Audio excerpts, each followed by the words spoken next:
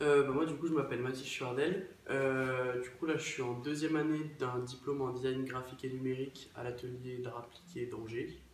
Et avant ça j'ai fait une année de prépa dans la même école. Ok. Et du coup, je m'appelle Lucas Marie, je suis dans la même classe que Mathis, et donc en deuxième année. Et pareil, je suis passé par la prépa de mise à niveau de cette école. Mais avant, j'ai un parcours un peu atypique, puisque j'ai fait une prépa ingénieur et aussi une licence de maths avant ça. Et je suis arrivé dans le graphisme un peu par hasard.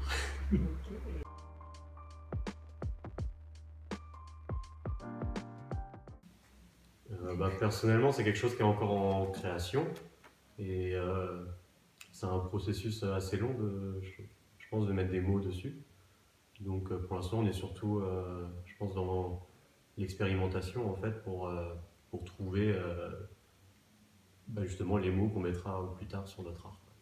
Ouais je suis d'accord. On essaye encore de toucher un peu à tout pour voir ce que nous on aime, ce qu'on préfère et ce dans quoi on se sent le mieux pour trouver un petit peu notre truc à nous et avancer là-dedans et petit à petit trouver notre art comme on l'a dit juste avant.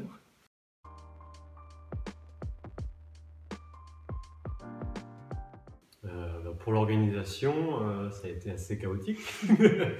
Comme le projet arrivait assez tôt, on a commencé à déjà y réfléchir en septembre et pour une finalisation qui est au final en fin mai, début juin, même un peu plus tard, si je dis pas de bêtises. Et donc au début, on a chacun de notre côté réfléchi à plusieurs propositions en fait, mais on s'était tout de suite mis d'accord sur cette gestion de la lumière et retravailler ce concept de vitraux qu'on peut trouver dans les chapelles.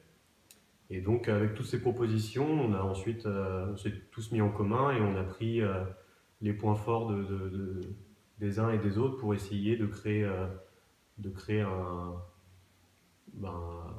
format qui nous plaisait à tout le monde, où justement tout le monde avait un peu sa part dans ce projet. Ouais, ça correspondait un peu à tous les points de vue un peu de tout le monde qu'on a un peu assemblé pour garder certains points de chacune des idées pour en faire qu'une seule à la fin.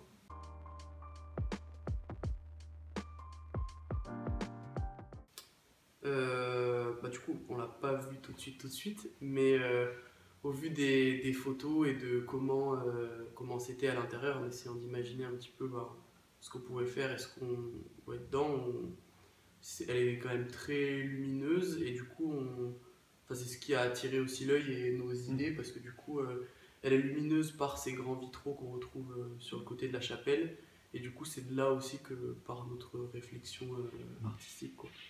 Ouais, c'est vraiment il y a un grand espace au final, et il y a juste ces deux ouvertures lumineuses qui attirent tout de suite le regard quand on rentre dans cette chapelle.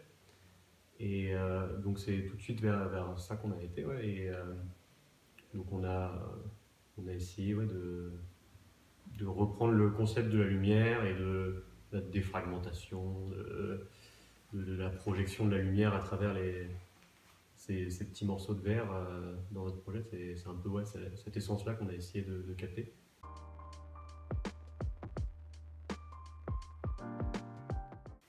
Euh, du coup, on a été mis dessus au départ, mais je pense qu'on l'aurait eu. Enfin, personnellement, je pense que j'aurais proposé ma candidature également pour ce projet, parce que c'est quand même une opportunité qu'on n'a pas régulièrement dans sa vie étudiante, en tout cas, en tant qu'étudiant en graphisme. On ne pensait pas arriver à ce moment-là où on nous laisse vraiment carte blanche dans un espace de création.